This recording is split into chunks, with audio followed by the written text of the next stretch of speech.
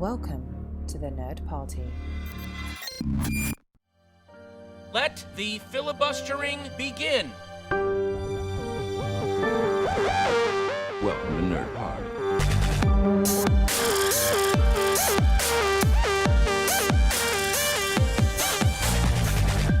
Hello and welcome to Filibuster here on the Nerd Party.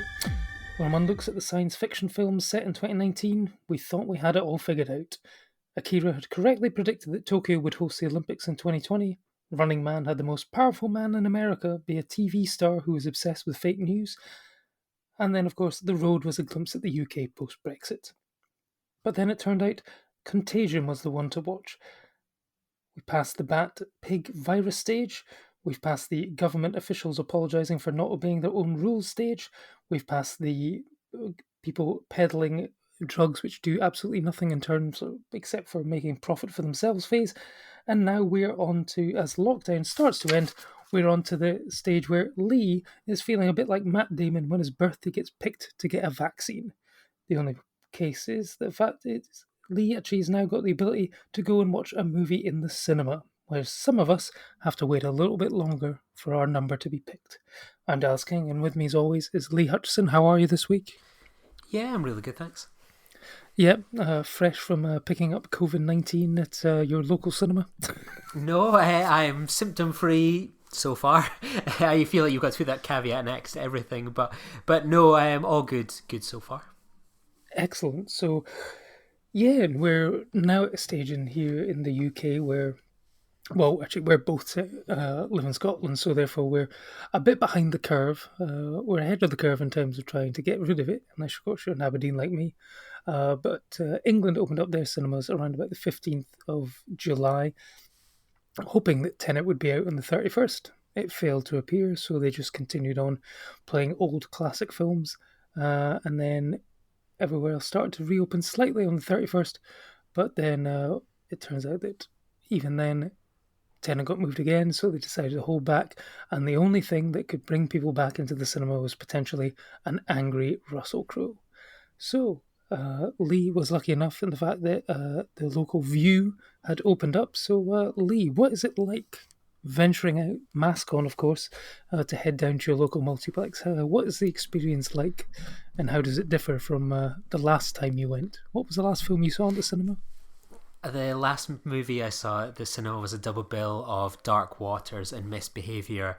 I think it was just maybe 3-4 days before lockdown kicked in, and it was eerily quiet in the cinema. I mean, it was a Sunday afternoon. Yeah, they weren't the most exciting films in the world, but it was more sort of when you were in the foyer, it was quite a sedate sort of trip to the cinema, and we kind of went into, the news started to creak in that things like No Time to Die was being pushed back. Things like Our Lady stood out as sort of being pushed back as well. And it was one of those things you just sort of thought to yourself, you know what, we'll be back in a month. And then it sort of took just shy of 5 months for me personally anyway to return to the cinema. And I had a chance a couple of weeks ago when I was through in Glasgow, but there was nothing appealing in the time frame that I had free then to see anything of note. So it was a couple of weeks ago.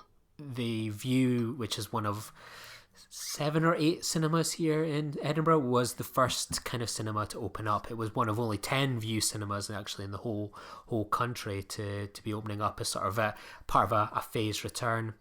And the ticket I booked myself in for the first film was The Matrix, part of the 20th anniversary, one I hadn't seen in the cinema, and I was desperate to tick off having seen that entire trilogy at the cinema. And it was weird and comforting. I've managed to see a couple films there.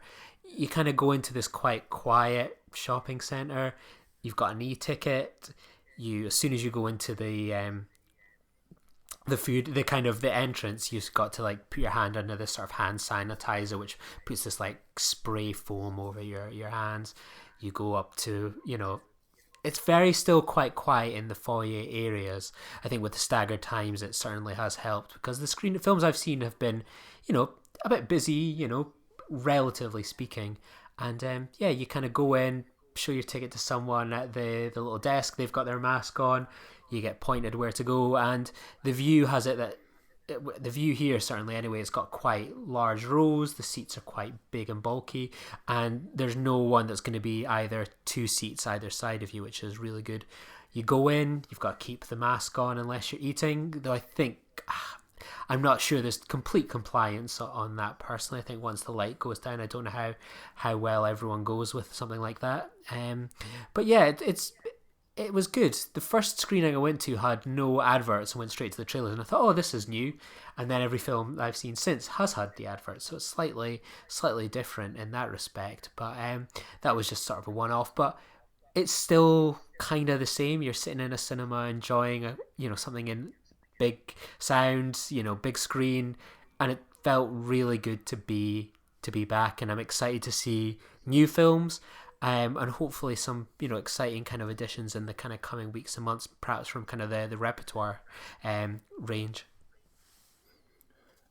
Yeah, because the View have sort of said that they can't or won't police the wearing of masks in the screen. I know that the UK government has made it mandatory that you can wear it inside unless you're eating or drinking, and of course, certainly for cinemas, due to the way the business is run, having people eating and drinking food purchased at the cinema is obviously a key element of their business plan. So I can imagine that, yeah, it will be a bit lax in that respect. There will be people, I expect, who will wear their mask the entire way through. There will be people who will take it off as soon as they sit down. But I know that, back, I think we did an episode, was it last year or something, where we were moaning about the things that really annoyed us about the theatrical experience, and it was like people on their phones or people moving seats, people not sitting in the right seats and stuff like that. Was there any of that going on when you were there, or are people? Does it look like it's more sort of film fans who are sort of going back to the cinema, the ones who are sort of wanting to go in and treat it the way that they would want? So no phones and no mischief going on. Yes and no. So I saw one or two people sort of have a quick flick of the phone, but nothing too kind of noticeable really. So I think that was only really like one or two of the screenings, which is probably kind of par for the course. But I would say the one thing that I think ends up being sort of, I had some little pretzel snacks that I grabbed from Marks and Spencer's and a little bag of like little dolly mixtures.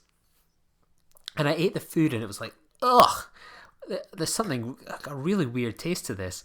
But I think like the gel that you have to you get as soon as you enter is so thick and strong that it almost coats any food that you put your hands on. So like if you're eating your food, you've got to be committed to it, because it is quite amusing when you sort of see people. Like I don't know how anyone else felt, but I couldn't imagine sort of shuffling stuff into my mouth with like popcorn with these sort of jelly hands. So yeah, like I think there's a definitely a plus if you're looking to get away from people munching away on popcorn. The hand gel might have a sort of unintended side effect. Oh, there you go. It's probably like that sort of coating that people would put on kids' fingernails when they want to stop them biting them. But some people will. Yeah, it will put some people off. Some people will just devour the way through it. And so, yeah, I don't think you can stop snacks. And certainly, given what I saw today, and that apparently Warner Brothers are asking potentially up to 63% of the ticket sale, they're going to need to shift a few boxes of popcorn in order to turn a profit during this post-COVID, well, not post-COVID, but post-lockdown world, perhaps, yeah. So yeah, I think I did see quite a few people enjoying the popcorn, maybe a bit more than usual. But I wonder if that's people just sort of thinking, right, if I buy £5 of popcorn and my cinema ticket was relatively cheap, can I sort of just get away with, that's my get out clause for not having my mask on? I'd be curious to see how that kind of plays out myself. Yeah, no, I think they'll be buying a large enough popcorn that will last. They'll probably be timing it so it can last the entire movie, because I know that if I am lucky enough to go to the Venice Film Festival in a couple of weeks, I know that I think it's about a 2-hour layover in Heathrow, and so I'm trying to think, am I going to have to wear my mask the whole time, or could I go to somewhere like a Starbucks, order like a large coffee, and then just sip that rather gingerly over a couple of hours in order so I don't have to put my mask on. So I'm not wearing it for about 9 hours straight. I guess we'll see. But I've been building up my tolerance level. I'm not sure about you, but if I've been at work or stuff like that, I've been sort of wearing it for 20 minutes at a time, and then 30 minutes trying to build up to knowing that I'm going to be at least 2.5 hours, potentially more. I mean, when you said that some of the films now have adverts on, is it the same sort of length a time? Are we looking at sort of 20 minutes, or is it shorter? Because I was wondering if anyone was actually had the budget to actually, you know, pay for marketing in cinemas anymore. Yeah, I mean it's pretty bog standard sort of time. I mean I've not have I seen anything at a weekend? Yeah, I saw a couple films on a late Sunday evening, but it seemed in and around sort of the 20-25 minute mark all in. I mean the trailers are pretty much the exact same every time. It's sort of No Time to Die, Morpheus, Mobius. I think that, or I can't remember which one it is. Really? Wow. That's what they're that going. one is That's what they're launching played with. non-stop. The Inception original trailer, Tenant, yeah, kind of that. Is New Mutants getting out? I mean, I haven't apparently seen this the is trailer for that. no. I mean, this is more evidence against the fact that it's not a real film. It's just an elaborate prank. Until I'm actually in a cinema and I've seen the entire thing, I'm not going to believe it's real. Yeah, like no, all the trailers were kind of the bog standard ones. There was something quite nice about seeing like the No Time to Die trailer, and it felt quite cool that there was like the throwback with the original Inception trailer. I saw that one quite a lot, but kind of with your mask point, I was the same. I think going to the cinemas helped build up my tolerance. I mean, I kind of had a train journey a couple weeks ago, a couple times when I was off on a week off.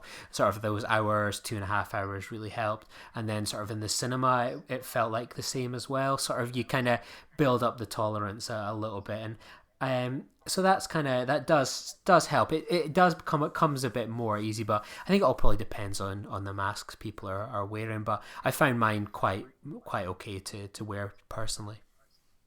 Have you got one of the sort of form-fitting masks, or is it one with a bit of a gap down the sides, either side? It's more sort of like a fabricy one, so I can pull it as tight as I want or loosen it off as much as I want. So that certainly really helped me. But yeah, it'll be interesting to see how. I know cinemas are saying like you have to wear them, but they're not going to enforce them, which I can understand because it's difficult because everyone can wear a mask to go in the front door. But then what do you do when like a film's on? Do you start to kind of scan through the screen, pick up offenders, disrupt the viewing experience? I don't really know. Like, I mean, that should probably be the reality, but I can't see cinemas going for it, and I could probably see, it being viewed as a sign of probably disruption from certain audience members too.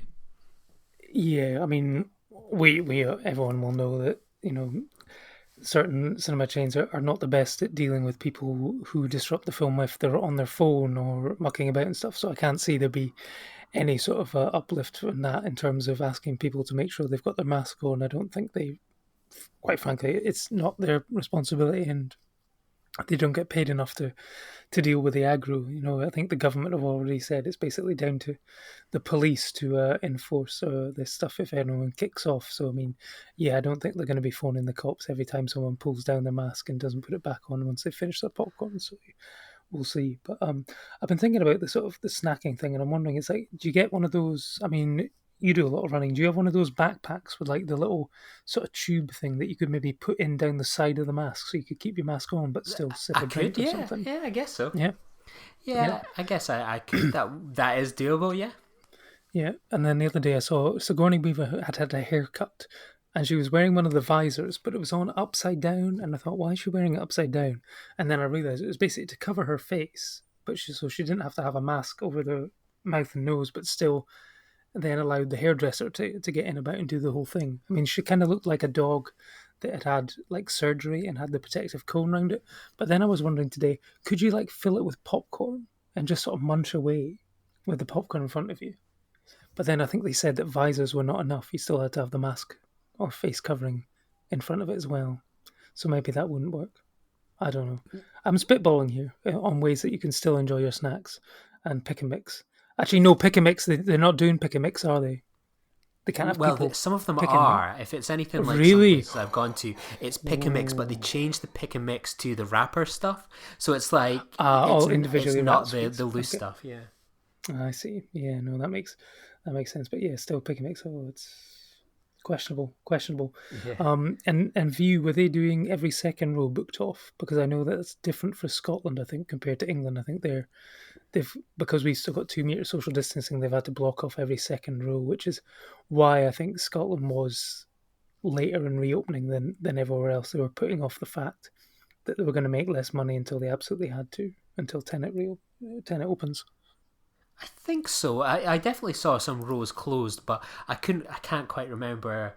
I suppose you kind of go in there and you sort of lose your kind of bearings a little bit because everyone's so spaced out, especially some of the larger screens I've been in. It's almost hard to tell if like, oh, is that just a completely blacked off row? But I know some of the rows behind me have certainly been shut off, and usually I've sort of been towards the back of the cinema, so it's just sort of me, there in my little Todd or in my own corner without sort of thinking, oh, there could be someone or further people behind me.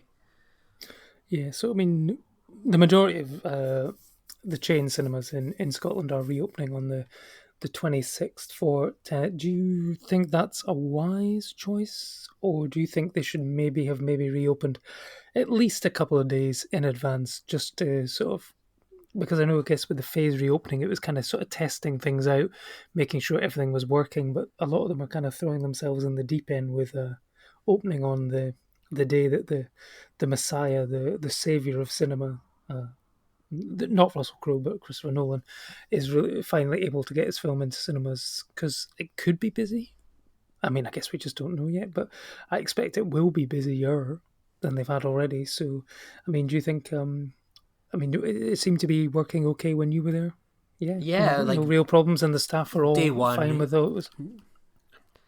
Yeah, no issues day one from my side. I mean, obviously, a member of staff might see more things than I would, but it all felt pretty good when I was there. To be honest, I do feel that sort of Cineworld probably should open a couple of days before, even if they're doing like only like half days or something like that, where they're just shoving on, the Dark Knight or Trolls Worldwide 2 or something like that, just to make sure that people are familiar and comfortable before sort of every screen's open, testing everything.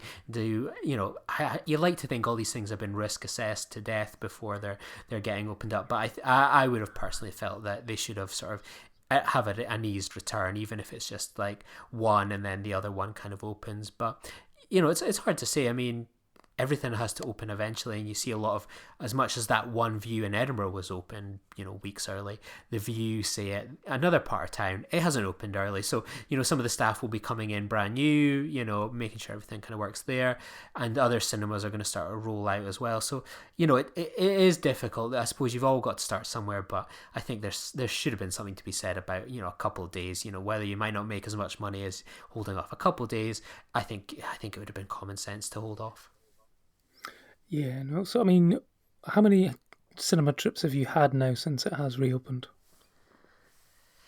Yeah, so I have been to see Matrix, Batman Begins, The Dark Knight Rises, Inception, the 10th anniversary, and I was due to see Interstellar yesterday. Oh, Empire Strikes Back as well. I saw that, and I was due to sort of see Interstellar yesterday, but Edinburgh was hit by flash floods, so at the last minute I opted to cancel my ticket and go see it another day. So I'm hoping to kind of catch Interstellar maybe this weekend and Dunkirk. Excellent. So I mean, the Empire Strikes Back. Just out of my own curiosity, is it the special edition from 1997? Is it the one with the slightly newer, updated special effects? It's the Blu-ray version, so probably the one that was from like 5-6 years ago, give or take. Yeah, it's that edition. Yeah. Okay, well, I'll still probably go and see it because I haven't seen it on the big screen in 23 years. Cineworld have not updated uh, their times outside of Tenet yet, so I'll have to wait and see what else is going to be out that week. So yeah, I mean, yes, yeah. You haven't seen any new releases then at the cinema? It's all been pretty much Nolan heavy so far.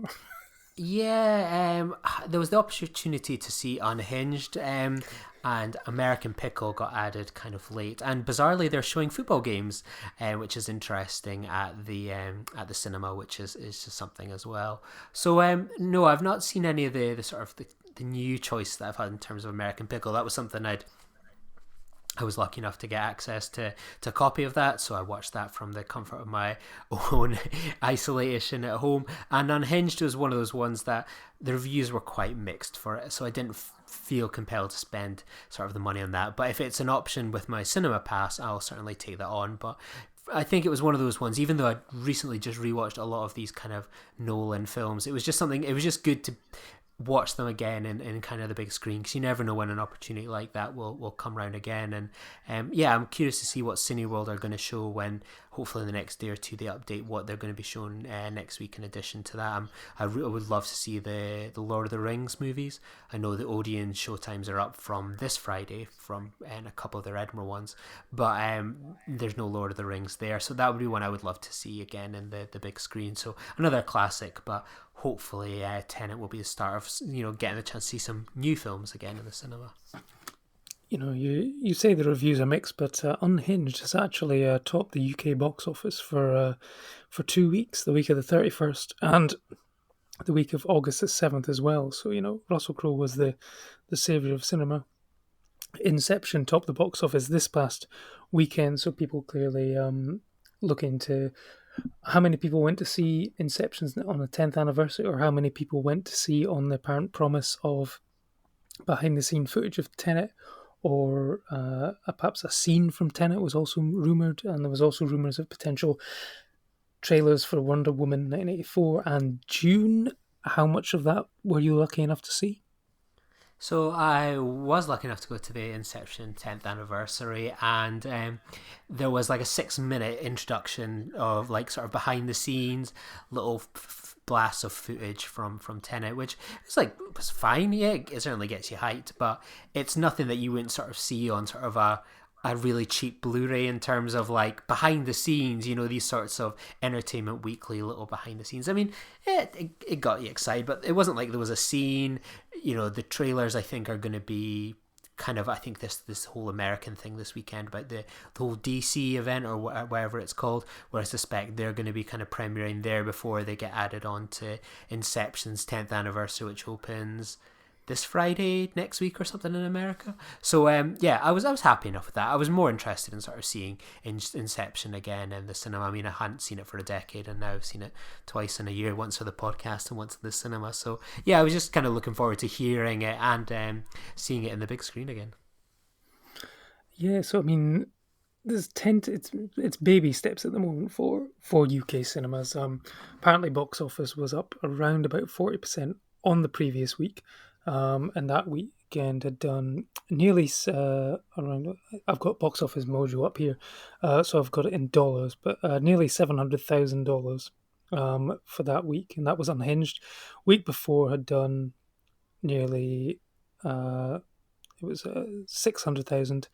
The week before was 330,000, 240,000. The week above that, 270,000. First weekend back after cinemas reopened, when they were allowed to, 162,000.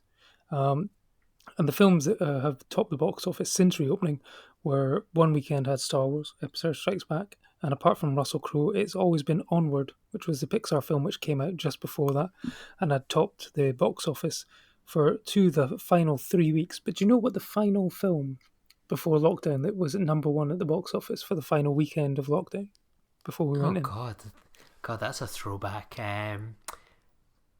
No, I can't remember what it would have been. No, It's going to surprise you. It was Little Women.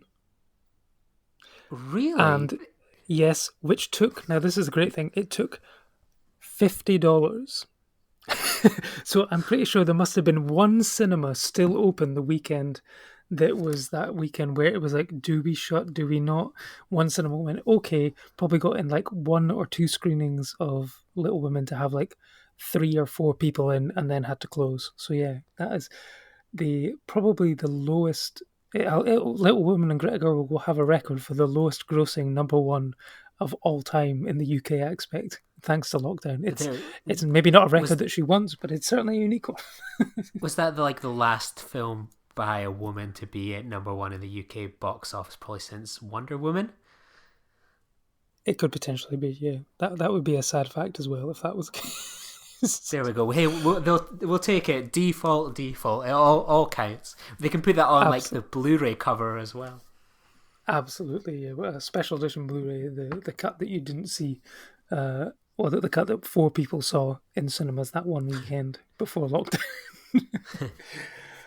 So, I mean, next week is going to be quite an interesting episode for us.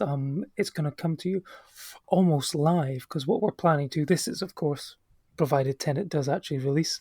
A lot can change in the world of cinema over the course of 7 days. But what we're planning to do is we're both going to see Tenet in sort of early morning, early afternoon next week. So what we're going to do is basically come to you late that evening with a basically spoiler-free, but our first initial thoughts on what it's like to get a new Christopher Nolan film in the cinema. Of course, by that point, Lee will have seen every single Christopher Nolan film re-released in the cinema by that point. I will hopefully, provided lockdown eases, it's not looking likely, but I believe cinemas are not technically classified as hospitality, although I guess we'll have to see what happens there. But I have my ticket booked. I have a ticket booked for the Cineworld, and I have a ticket booked for the View as well, just as a backup, just in case. So I guess we're going to see what happens. But we're really looking forward to it. It's going to be nice to be able to talk about a new film that we saw in the cinema. It's going to make a change because it would have been about 5 months since we did that as well. We've obviously talked about new films, but they've all been watched on screeners and Netflix and stuff like that. So it's going to be nice to talk about a new film we saw in the cinema. Are you looking forward to it? Absolutely, yeah. I'm hyped for Tenet. I'm the same as you. I feel like it's hard not to believe it's going to happen now. Like the box office is open. I mean, I'm not confident America's going to maybe get it early September at this rate. I know they're opening the box office on Friday in America. I think it's a good timing with the Inception release. But when you sort of see places like New Jersey, New York, just sort of, I think they're saying they're not going to be opening their cinemas. It's going to be a bit tight for there, but I think we're going to get a strong head start on America. Yeah, no, I mean, we'll probably have another episode in a few weeks' time all about the wonderful world of piracy and Tenet. But yeah, no, I think it is going to happen. They did wait pretty late, only 2 weeks advance booking for Tenet. They were just making sure it looked like it would definitely go ahead. Tickets are now on sale. It's going to be tough for them to be able to pull it now that everyone has bought their tickets. I'm pretty sure that a lot of the press in London have already seen it. I saw a lot of tweets yesterday about people going to see a movie. I've just seen a movie. I had to sign an embargo, and it's like, we all know what film you're talking about, everyone. I mean, yeah, you can just say it. We all know you got to see Tenet. Yeah, I mean, yeah, we know a few people have probably seen it. They haven't given anything away. Obviously, they can't under pain of death from Warner Brothers, but I'm not sure when the reviews are likely to drop. I believe it screens in, is it Australia on the 22nd or something? I think they've got previews that weekend. I don't know what Australia did in order to be able to get a preview 4 days in front of everyone else, but yeah, I guess it's going on to Twitter mute mode from the Saturday onwards, I guess. Reactions are embargoed until Friday the 21st at 6 p.m. That's when I'll be setting my mute, and then I'll just have to survive 4 or 5 days. But hey, we used to have to wait months. Remember when the Phantom Menace was out in like US in like, was it April or May, and we had to wait till like August or something, and then of course the CD release ruined it all. So I'm going to stay away from the Tenet CD release as well. I can't wait for like Americans to start listening to the soundtrack on Spotify, and one of them will be like the protagonist's noble end. Yeah, I mean, are we going to set up our own nerd party spoiler chat on Slack we'll and just wait for everyone else to join us? Exactly, yeah. See you guys in a few weeks, suckers. I've probably gone and jinxed myself by gloating about that fact, and I'll probably not get to see it next week.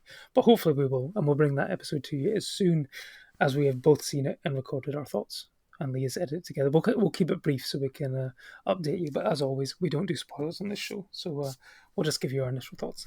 But as always, we do like to recommend other things which are happening in the world. So Lee, what have you got to recommend to our listeners this week?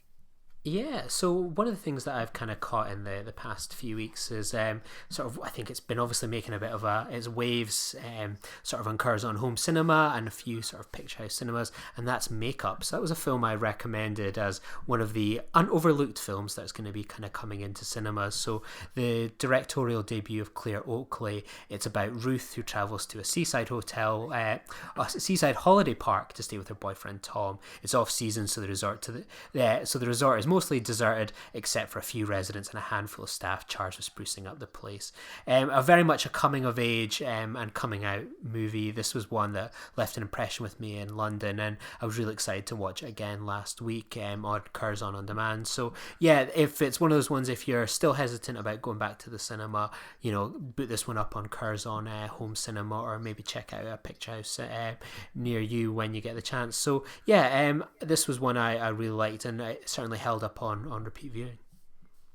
Absolutely, I got this one a couple of weeks ago, and easily was one of the best new films that I've watched during lockdown, so highly recommended. And as always, if you're doing the old 52 films by women challenge, then easily another notch on the old post with that one there. And for me, we've kind of switched around this week. I'm actually going to recommend a podcast, and that is Verbal Diorama, and it's by a lovely girl called Em, who does some writing for Film Stories magazine and has recently interviewed us about the A24 project, and we're going to feature on that. So we have to return the favour and basically recommend her podcast. She talks about all sorts of films that she's really passionate about, and also films that she's maybe just seen for the first time. I just listened to the Nice Guys one, and it's a really great episode. She basically sort of goes through sort of facts, trivia, and then also sort of her thoughts on the film, and sort of ties into various other things. So she talks a bit about Kiss Kiss Bang Bang and other Shane Black films and stuff like that. And she does what she does very well. It's just herself, and that is often quite difficult to provide a sort of engaging podcast if it's just yourself. But she does her research, and she clearly knows what she's talking about, and she's always got something interesting to say about the films. So you can download and subscribe to that wherever good podcasts may be found. So there you go. So that's our recommendations for the week, and yep, 7 days to go now. Will we be able to last out that long? Of course, we're not going to watch a pirated version from Australia. We're going to wait. We're going to support our local cinemas and go see it there. And we'll be back next week with our thoughts. Of course, if that's it, of course. Has it already happened yet? I don't know. I guess we'll find out. We'll see you then. Bye-bye. Join the revolution. Join the Nerd Party. Welcome to Nerd Party.